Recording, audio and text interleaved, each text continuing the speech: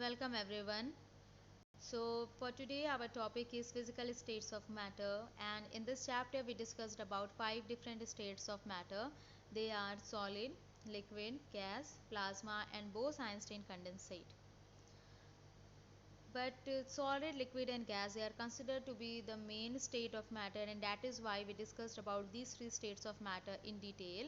Whereas plasma and Bose-Einstein condensate, we discussed only at introductory level, not so much in detail. So the first thing which we will start is solid state, and in that first we will be discussing about their properties. So first property is solid have fixed shape and fixed volume. Second, solid cannot take shape of container. Third, solid cannot compress easily. We know that solid, they show negligible compressibility, and the reason is that because in case of solid state, intermolecular space is almost negligible, and that is why they do not compress under the influence of external force or pressure. Fourth is solid cannot flow. Solid, they are rigid in nature, they don't have tendency to flow. Fifth is solid have high density, and that also we know that generally all solids they are having high density. So this is about the properties. Now let us discuss few questions which we have already discussed. So question number one is a rubber band changes its shape on stretching, then why it is called as solid?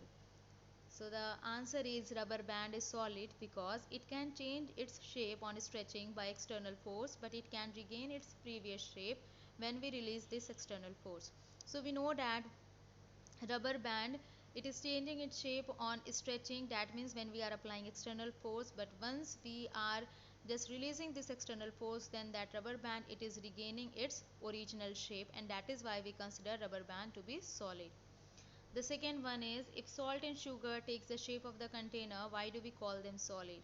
Because now only we discussed in properties that solid they do not take the shape of container, but we know that in case of salt and sugar, when we used to keep them in container and they used to take the shape of container.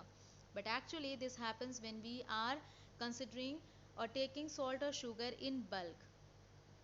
So the reason is that why we consider salt and sugar to be solid, because individual crystals of salt and sugar they have fixed shape and fixed volume. That's why we consider salt and sugar as solid. Question number third is, a sponge can be compressed easily, so why we consider sponge as solid? It is because the sponge have pores filled with air. We know that sponge it is having lot of minute holes, and all these holes it is filled with air.